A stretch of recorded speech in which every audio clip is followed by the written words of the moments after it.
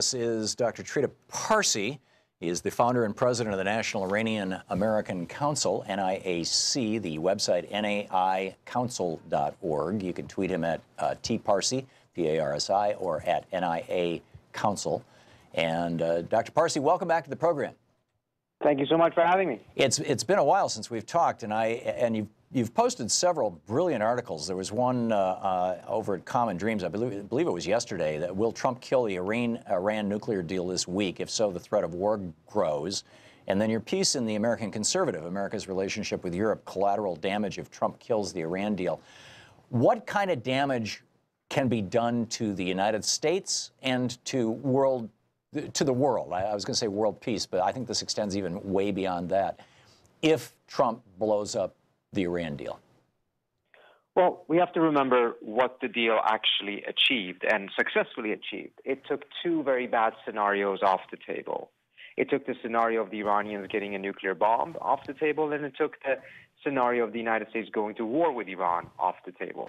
Both of those scenarios come back onto the table if Donald Trump so recklessly decides to kill the deal, whether he does it directly by not renewing waivers this week, or if he does it indirectly by continuing this slow-paced sabotage of the deal that he has been engaged in for the last year. Yeah. So what would be the consequence of that?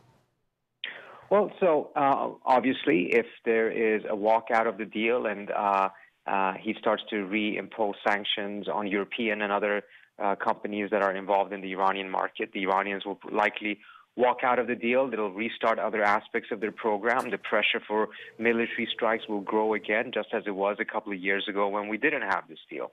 But there's a deeper problem that also emerges, and which I addressed in the article for the American Conservative. From the European perspective, they are now starting to look at Donald Trump and his attitude towards the nuclear deal, not as simply yet another example of how he is, against much of what Obama stood for, but rather they're seeing a pattern in which Trump is trying to undo so much of what is the foundation of the international system with all of these different agreements and collaboration. It's not just the Iran deal. It's NATO. It's the Paris Agreement. It's UNESCO. He is going after so many of these different agreements, which seems to be a manifestation of his view of the idea of America first, which is America against the rest of the world.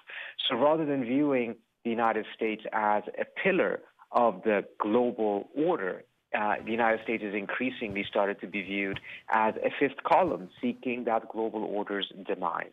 Yeah. And what does this say to countries with whom we are trying to negotiate new deals? For example, North Korea. Hey, we'd like to make a deal for you, get rid of your nuclear bombs. And then they look around and say, well, that worked out real well for Iran, right? Absolutely. Why would any other country at this point strike a deal with the United States when Trump is so indifferent to whether he is living up to existing agreements or not?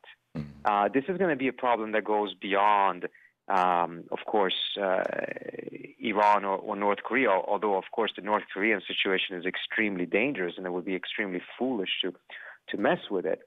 But it's something that really shows that if the United States doesn't have credibility on the international scene, that no one actually wants to cut a deal with it, then it's going to be extremely difficult for the United States to be able to advance its own interests, but also very difficult for the United States to actually successfully be able to be seen as a leader in the international community, a country that other countries would follow. What are the consequences to this for world peace? Or do you think that other countries will pick up the slack? I mean, we're not the only party to the Iran deal, for example. You've got, Russia, Germany, the UK, France, as I recall. I'm missing somebody. China? Well, certainly, yes, China is there as well. And Germany. In Germany, thank you. There is, of course, there's plenty of other consequences to this, and there is an understanding at the end of the day that if the United States is going to go it alone all the time, you're going to start seeing other countries start to form alliances, not necessarily against the United States, but it's not going to be the way it was before. in which there was a desire in Europe, for instance, for the United States to be the leader of the world. We've always been knowing that at some point the world is going to start becoming much more multipolar, that the United States is going to lose some of its dominance. Well, that's happening much faster than it otherwise would have, precisely because of the way that Trump is handling many of these different things. But what is important to understand, even for those who perhaps would welcome the American dominance to be lessened, is that it is in these periods of transitioning from one type of a system, a unipolar system, to a different type of a system, in this case a multipolar system. Those transitions are extremely unstable. Those transitions tend to bring with them a tremendous amount of instability. And that's something people should pay attention to, because it's not going to be all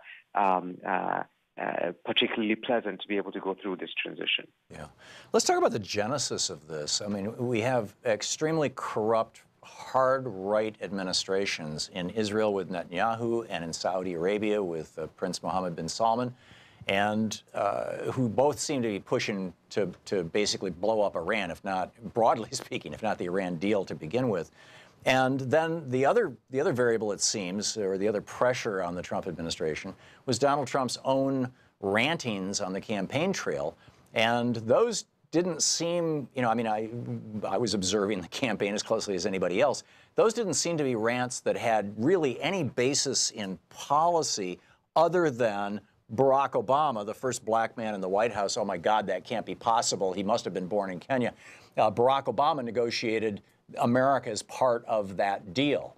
So, you know, A, correct me if you think I'm wrong on that, but how do these three dynamics, or these two dynamics, these two countries, and I'm assuming there's probably others, but those two are the more prominent, and again, correct me if you think I'm wrong in this analysis, and, you know, Trump's campaign promises and his bizarre base, how does that all play into the probabilities of whatever might happen here? Well, it is, of course, very important, and it shows that there is not necessarily one strategic thought behind what Trump is doing here. His motivations for opposing the nuclear deal seems to have shifted. Clearly, the origins of it was that he saw it as a politically useful thing to bash. He clearly seems to hate anything that has Obama's name on it. But by now, it's been convoluted with a whole set of other motivations and factors. You know, you have the Israeli and the Saudi dimension. You have the dimension of several military people in Trump's inner circle who have essentially an obsession with revenge against Iran because of what happened in Iraq 10 years ago. So it's become much more complicated than it was before. But if anything still stands true, is that it's extremely difficult for any of these elements to be able to explain why killing the nuclear deal actually would be good for U.S. national interests and why it would be good for stability in the Middle East. Yeah, it seems to me that it's a purely political thing. So what can Americans who are concerned about this, who want to see this administration, you know, keep this deal intact for all the reasons that you and I have just discussed, what can Americans do?